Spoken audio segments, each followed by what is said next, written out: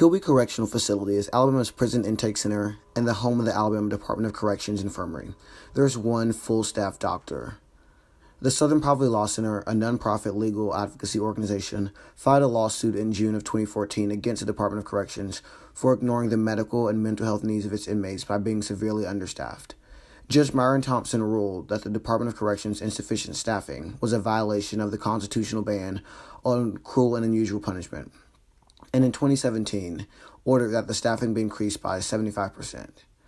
By July of 2018, staffing had already been increased by 65%. And without these services, people are suffering.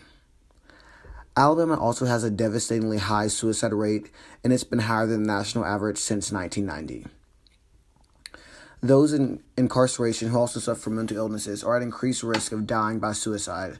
According to the Southern Poverty Law Center, since the start of 2018, 4 people in the Department of Corrections custody, 3 in solitary confinement, and 1 on death row have died by suicide. Mara Morris, senior supervising attorney for the Southern Poverty Law Center, claims that it is common for mentally ill prisoners to be isolated, put in solitary confinement, which has led to the increase in suicides. How can we as a community get involved in eliminating the stigma around mental health and making sure people get the support they need, as well as advocating for the proper mental health services of those in prison? So, what do you think about the state of mental health services in Alabama prisons? I personally think that the mental health services in the Alabama prisons is awful. It definitely needs improvement. The way that it's set up is not anywhere the way that it needs to be. It's definitely lacking the way that it's set up. They're not getting the services that they need.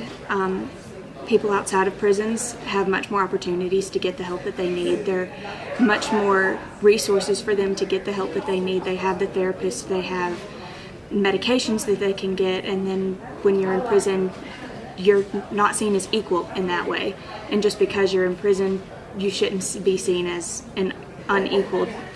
You have a mental health disorder, just because you're in prison, you shouldn't be seen as an unequal. So being sent to solitary confinement shouldn't be seen as the result of that. You shouldn't just be sent there because of your mental health disorder.